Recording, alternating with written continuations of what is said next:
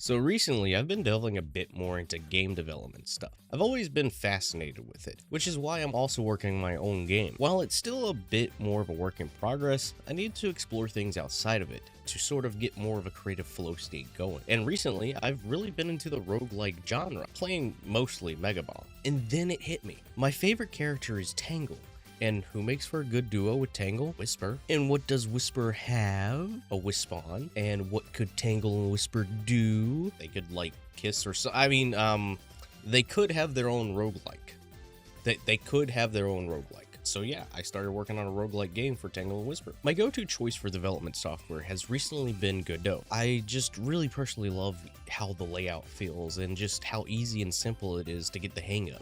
Plus, being able to do animations within the software itself as opposed to having to open up Blender is really nice. While Blender can still be used for more advanced animation work and such, given this is a fan game utilizing these custom low poly models for Tangle and Whisper, I didn't really think heavy animation work is really needed, so it gets the job done. Let Tangle's model stare deep within your soul and awaken something in you. So this is still in early development. To be completely honest with you, I don't know how much more I'm going to work on this or if I'm even ever going to really release this, as this was just more so a way to test my skills and improve on what I have already learned from developing my own game. For this roguelike, I wanted to make it very similar to the likes of Megabonk, and of course the game that inspired Megabonk, Vampire Survivors. So you play as either Tangle or Whisper in this 3D top-down isometric view while you fend off against hordes of fake Metal Sonics. The idea for this game was taking inspiration from the IDW Metal Virus saga, where you'd come across various waves of Metal Virus infected clones of Sonic and other characters, just Sonic for now, as his model was the only one that I could find for this. Tangle's gameplay would be more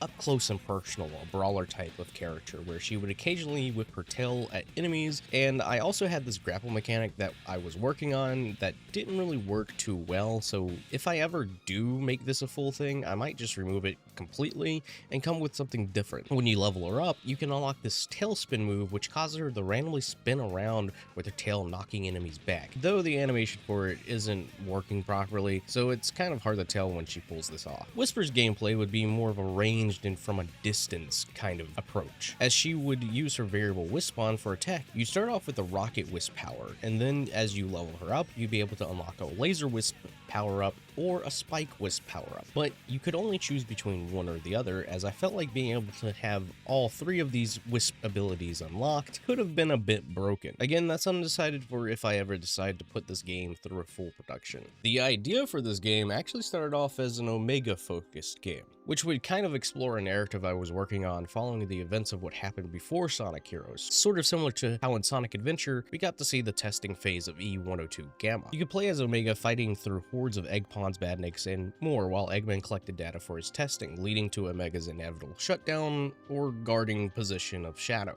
But as I was working on that, the idea for Tangle and Whisper having a roguelike felt like it'd be an even more fun idea to explore. This one doesn't really have much of a story, rather than it's just them fighting waves of Metal Virus infection, as stated. I think I was going to try and work Mimic in at one point, but again, I can't remember. And that's just about it. This video is really short, but it's something that I wanted to showcase nonetheless. I have plenty of ideas that I like to work on every now and then, and who knows, maybe I'll return to this idea in the future. If you enjoyed this video, I would really appreciate it if you left a like and shared it around, and maybe even if you really want to support me, you could subscribe. Thanks so much for watching, and until next time, take care.